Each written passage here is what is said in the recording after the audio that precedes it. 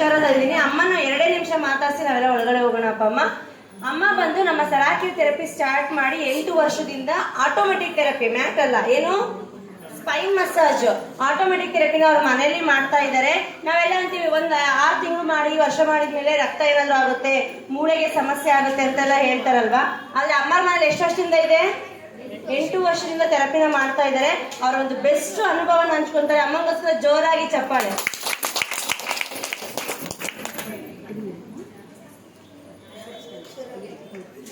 Hello, ನಮ್ಮೆಲ್ಲರಿಗೂ ನಮಸ್ಕಾರ. ನನ್ನ ಹೆಸರು ವನಿತಾ ಅಂತ. ನಾವು ಈಗ ಮೊನ್ನೆ ರಿಟೈರ್ಡ್ ಆಗಿದೆ. ಆಮೇಲೆ ನಾನು ಇಲ್ಲಿ ಈಗ ಒಂದು 7 ವರ್ಷದ ಹಿಂದೆ ಅವಾಗ ಅಲ್ಲಿತ್ತು, ಆ ಸೈಡ್ ಇತ್ತು, ವಿದ್ಯಾರ್ಥಿಗೊಂದು ಸೈಡ್ ಇತ್ತು. ಹೌದು, ಅವೆಲ್ಲ ಇದ್ದೀವಿ. ಅದರಲ್ಲಿ ಮುಖ್ಯಸ್ಥರು ನೀವೇ ಇದ್ದೀರಾ. ಆಮೇಲೆ ಎಲ್ಲ ಚೇಂಜ್ ಆಗಿದ್ದಾರೆ ಸ್ಟಾಫ್ಗಳು. ನನಗಾಗಿದ್ದ ಅನುಭವ ಅಂತಂದರೆ ಪ್ರತಿದಿನ ನಾನು ಅದನ್ನು ಸ್ಟೀಮ್ ಬೆಳಗ್ಗೆ ಅಂತಲ್ಲ, ಯಾವಾಗಂತಲ್ಲ, ನಾನು ಸ್ಕೂಲಿಂದ ಬಂದಾಗ ಒಂದ್ಸಲ ತಗೊಂಡು ಒಂದು 10 ನಿಮಿಷನಾದ್ರೂ ತಗೊಂಡಿದ್ದೆ. ನನಗೆ ಸ್ವಲ್ಪ ರಿಲೀಫ್ ಆಗ್ತಿತ್ತು. ನಾನು ಹೋಗುವಂಥ ಪ್ಲೇಸ್ಗಳು ಸ್ವಲ್ಪ ವಾಕ್ ಮಾಡೋದಾಗುತ್ತೆ. ಸ್ವಲ್ಪ ಅಂದರೆ ನಾನು ಒಂದು 5-6 ಕಿಲೋಮೀಟರ್ ಅಷ್ಟೇ ಆಗಿತ್ತು ವಾಕ್ ಮಾಡೋದು.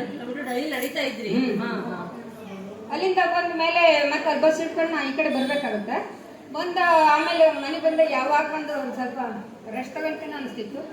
ಅವಾಗ ಇನ್ನು ಸುಮ್ಮನೆ ಅಲ್ಲಿ ಇಲ್ಲಿ ಏನು ಮಾಡ್ಕೊಂಡಿದ್ದೇನಂತ ಇದ್ರ ಮಿಷನ್ ಮೇಲೆ ಮಾಡ್ಕೊಂಡ್ಬಿಡ್ತಿದ್ದೆ. ಡೈಲಿ ಮಸಾಜ್ ಮಾಡಿಸ್ಕೊತಾ ಇದ್ದೆ. ಮಸಾಜ್ ಆಗ್ತಿತ್ತು, ಆರೋಗ್ಯ ಚೆನ್ನಾಗಿರ್ತಿತ್ತು. ನೆಕ್ಸ್ಟ್ ಕೆಲಸ ಮಾಡ್ಲಿಕ್ಕೆ ನಮಗೆ ಕಿಕ್ ಕೊಟ್ಟಂಗೆ. ಹಾಗಾಗಿ ಈ ಒಂದು ಸೆರಾಕ್ಟರು ಮಿಷನ್ ಆಗಲಿ ಪ್ರತಿಯೊಂದು ಐಟಮ್ಗಳು ಕೂಡ ನಮ್ಮ ಆರೋಗ್ಯವನ್ನು ಚೆನ್ನಾಗಿ ಕಾಪಾಡೋದು. ನಾವು ಡೈಲಿ ತಗೋಬೇಕು. ಅಟ್ಲೀಸ್ಟ್ ಒಂದು 24 ಗಂಟೆಗೆ 1 ಅವರ್ ಆದ್ರೂ ತಗೋಬೋದಲ್ಲ.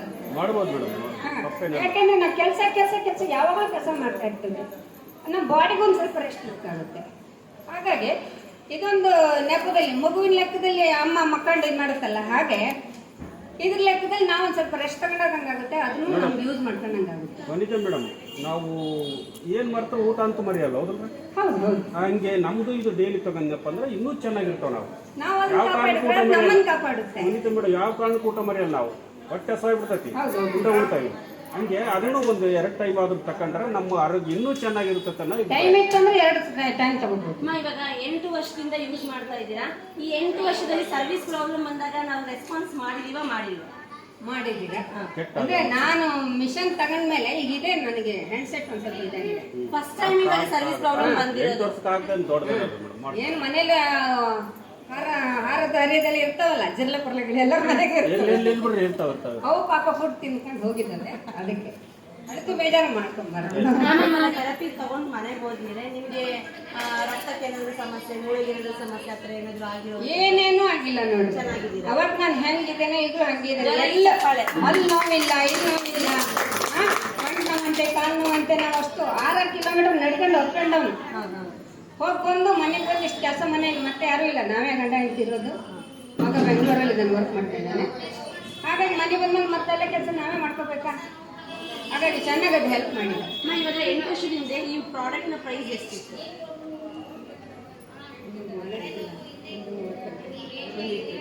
ಒಂದು 25.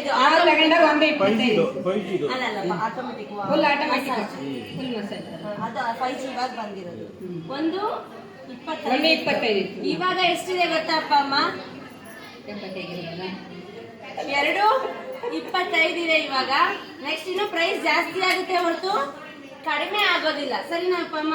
ಅಮ್ಮ, ನೀವು ಅವತ್ತು ಅಷ್ಟು ಅಮೌಂಟ್ ಜಾಸ್ತಿನೇ ಅವಾಗ, ಆ ಟೈಮಲ್ಲಿ ನೀವು ಅವಾಗ ಇನ್ವೆಸ್ಟ್ ಮಾಡುವಾಗ ಲಾಸ್ ಅಂತ ಅನಿಸ್ತಾ ಅಥವಾ ಇವಾಗ ನಿಮ್ಗೆ ಏನು ಅನಿಸ್ತಾ? ಒಂದ್ಸಲ ಹಂಗೆ ಅನಿಸ್ತು. ಅವಾಗ ಒಂದೇ ಸಲ ಅಷ್ಟು ದುಡ್ಡು ಕೊಡ್ಬೇಕಲ್ಲ. ಆದ್ರೂ 2 ಕಂತಲ್ಲಿ ಹಿಂಗೆ ಮಾಡಿ ಕೊಟ್ಟಿದ್ದೀನಿ ನಾನು.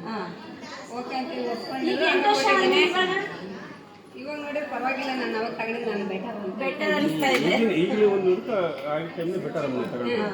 ಆದ್ರೆ ಇವಾಗ ವೆರೈಟಿ ಬಂದಿದ್ದಾವೆ. ಇನ್ನು ಅವಾಗ ಬರೀ ಮ್ಯಾಟು ಮತ್ತೆ ಇದು ಆಟೋಮೆಟಿಕ್ ಮಾತ್ರ ಇತ್ತು. ಇವಾಗ ಬೇರೆ ಮಸಾಜ್ ಚೇರ್ ಅಮ್ಮ ಇದ್ದಾಗ ಅವೆಲ್ಲ ಇದ್ದಿಲ್ಲ. ಸ್ಟೀಮು ಅವೆಲ್ಲ ಇದ್ದು ಈಗ ಎಕ್ಸ್ಟ್ರಾ ಎಲ್ಲ ಬಂದಿದ್ದಾವೆ. ಈ ಮಿಷನ್ಗಳು ನೋಡಿರೋ ಬೇರೆ ಬೇರೆ ಬಂದಂಗಿದ್ದಾವೆ. ನೀವೆಲ್ಲರೂ ಪ್ರತಿದಿನ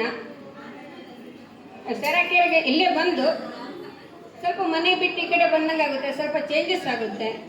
ಬಂದು ಇಲ್ಲೊಂದು ಸ್ವಲ್ಪ ಆರೋಗ್ಯವನ್ನು ಕಾಪಾಡ್ಕೋಬೋದು. ಮತ್ತು ಎಲ್ಲರ ಜೊತೆಲಿ ನಾವು ಇರ್ತೇವೆ. ಮನೇಲಿ ಬರೀ 2, 3, 4 ಜನ, ನಮ್ಮ ಮನೆ ಅವ್ರ ಮನೆ.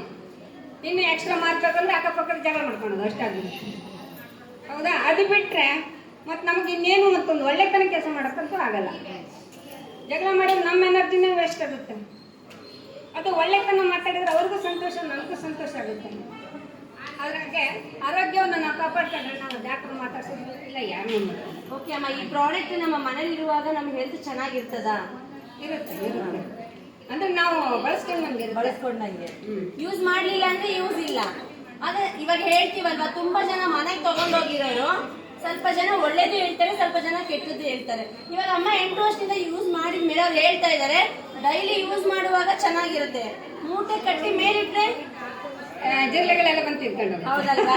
ಈಗ 8 ವರ್ಷ ಅವ್ರದ್ದು ಎಕ್ಸ್ಪೀರಿಯನ್ಸ್ ಏನಂದ್ರೆ ರೆಗ್ಯುಲರ್ ಮಾಡ್ಬೇಕು. ಹೌದಲ್ವಾ ಅಪ್ಪ ಅಮ್ಮ? ಅವ್ರು ಹೇಳ್ತಾರೆ ಡಾಕ್ಟರ್ ಹತ್ರ ಹೋಗೋ ಅವಶ್ಯಕತೆ ಇಲ್ಲ, ಇದು ನಾವು ಥೆರಪಿ ರೆಗ್ಯುಲರ್ ಮಾಡುವಾಗ ಅಂತ. ಅಟ್ಲೀಸ್ಟ್ 1 hour ಆದ್ರೂ ಅಷ್ಟೇ ಮಾಡಿ. ಥ್ಯಾಂಕ್ ಯು ಅಮ್ಮ. ಕ್ಲಾಸ್ ಆಗ್ತಿದೆ.